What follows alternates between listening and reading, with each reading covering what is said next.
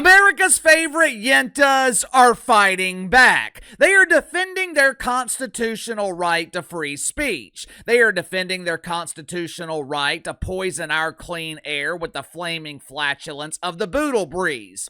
They are defending their right to expose their audience of lonely women to highly toxic mouth farts, which is exactly what happened yesterday morning on The View. And believe it or not, this particular facial flatulence, it didn't come from one of the usual suspects. Normally, the facial gas is coming directly from my personal favorite yenta, Asuncion, or as the weatherman prefers to call her, Sunny. Yesterday morning, the facial gas was escaping from an unlikely source, a source that's normally responsible for producing the powerful winds of the boodle breeze, the whoopee cushion.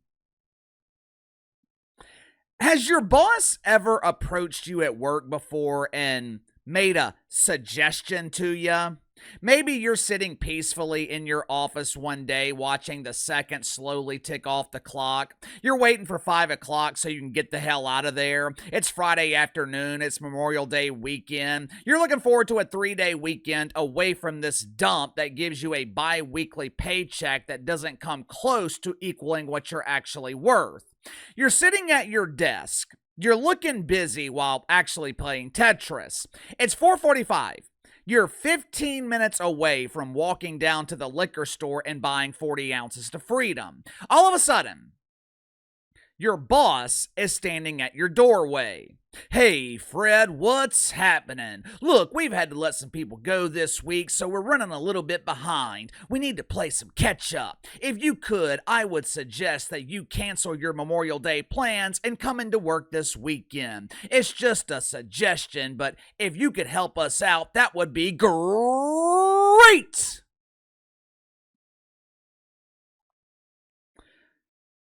Corporate bosses are really good at disguising demands as suggestions. It's not mandatory for you to cancel your weekend plans and spend a 3-day weekend at the job that you hate. Showing up to work this weekend is voluntary in theory, but you know if you don't show up voluntarily to work this weekend, there will be consequences.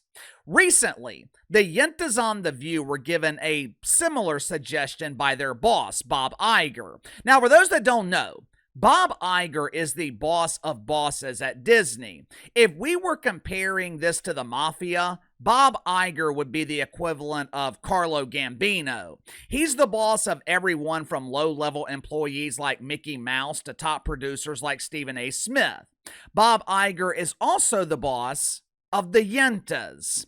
Earlier this week, Disney executives had a meeting with the yentas from The View. Initially, I was hoping ABC was meeting with the ladies to notify them that they were fired.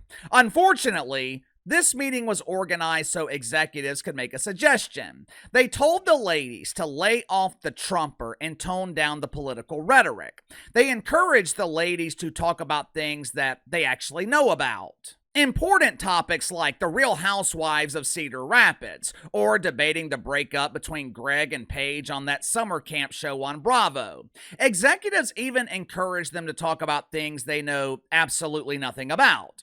The ladies were encouraged to talk about the WNBA dump. ABC provided exclusive footage of the Chicago Bravado practicing. Players were seen attempting to dribble with one hand while Angel Reese was over there on the sidelines practicing her latest Instagram pose. To be honest, it sounds like ABC doesn't really care what the yentas talk about as long as they're not talking about the Trumper. So how did the ladies respond? According to the Daily Beast, the ladies were outraged at this suggestion, and they responded by going on the air yesterday morning and doing exactly what their boss told them not to do. Make sure to like and subscribe. You can follow me on Twitter at KC_BTL84. As always, I appreciate your support. I know it's a busy weekend for everyone, myself included. I appreciate you guys giving me 12 to 15 minutes of your time. This week is week number 300 here on the channel.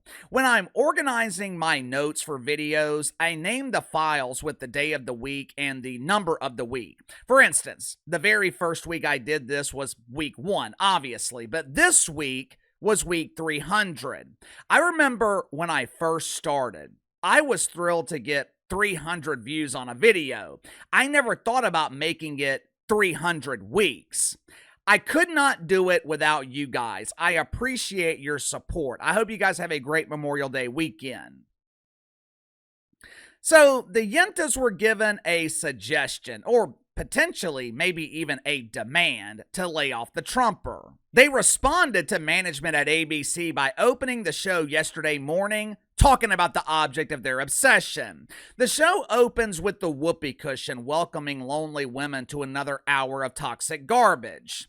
Welcome to The View, lonely ladies. It's me, Whoopi. Fun fact, I got the name Whoopi decades ago when I was performing on stage, and my boodle flute let out a little poot. I was so surprised I said, Whoopi!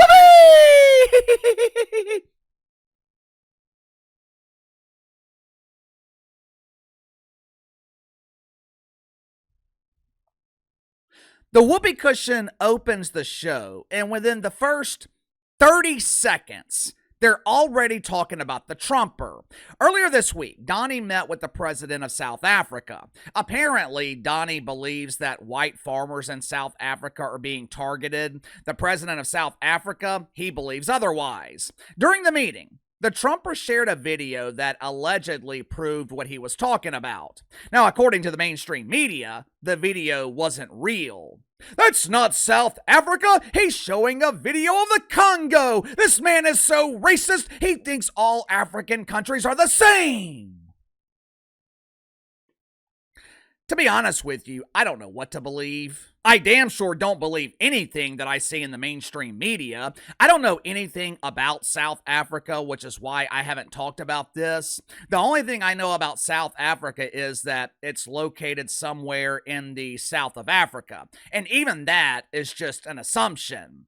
I don't talk about things I know nothing about, which is sound advice that the Yentas on The View should follow. Perhaps that's why Bob Iger made the suggestion to shut the hell up about politics. Clearly, the ladies don't care what Bob Iger thinks because they opened the show talking about the Trumper. During the segment, the whoopee cushion was bloviating about some egregious crime that the Trumper didn't commit. As she was expressing her fake outrage, the whoopee cushion suddenly appeared terrified. The toxic gas was working its way through the fuel system, but the flow was being diverted. The whoopee cushion wasn't cranking her leg in preparation for release of the boodle breeze, but the toxic gas, it was ready for release anyway, and it was exiting through her facial orifice, which, as you guys know, that is highly, highly unusual. Watch for yourself. I made movies in South Africa. I've been in South Africa. I sent your son to South Africa. To talk to people that I know who still live there. There's no white genocide, okay? There's not a genocide happening. There is crime, as there is all over the world. Yeah. But it's not about killing off white people. This is just straight. That was gas. And I think what frustrates me with... How in the hell does Whoopi Goldberg know what's going on in South Africa? I have no problem admitting I don't know what's going on over there. But according to the whoopee cushion, she knows because she once filmed a movie over there.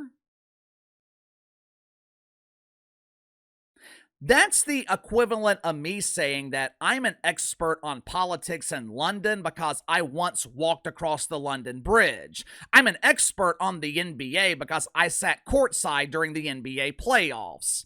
I highly doubt Whoopi Goldberg knows what's going on in South Africa. I'm supposed to believe her because she's got friends over there?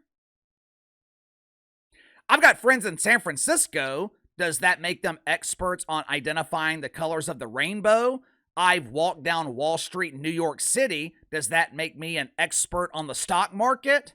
Like I said, I don't know what's going on in South Africa, but I know for damn sure I'm not going to believe Whoopi Goldberg because her friend said so. I'm not going to believe Whoopi Goldberg because she filmed a movie over there in the 1980s and the cartoon character that she was playing told her that everything's great in South Africa.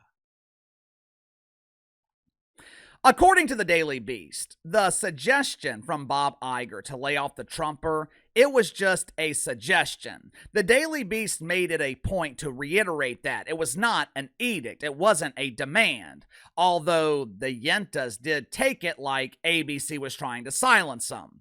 Hopefully, that's the case. Hopefully, ABC silences The View by canceling the show. But either way, I'm having a hard time believing that the suggestion was just a suggestion. For starters, I looked down the list of people I trust. The Daily Beast did not make the list.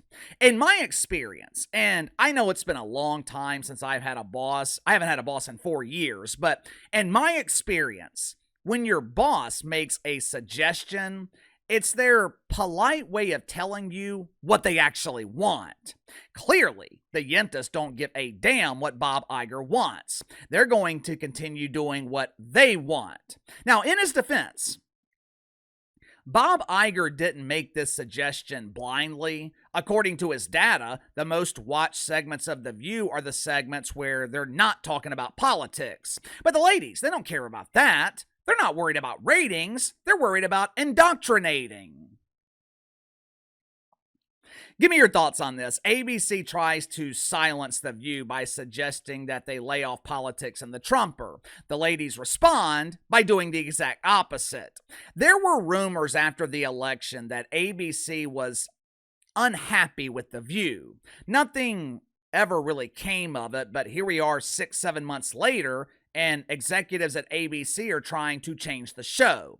Will they go through with it? Could we see changes on The View going into next season, which starts in the fall? Let me know. Sound off in the comments below. I'll see you guys tomorrow.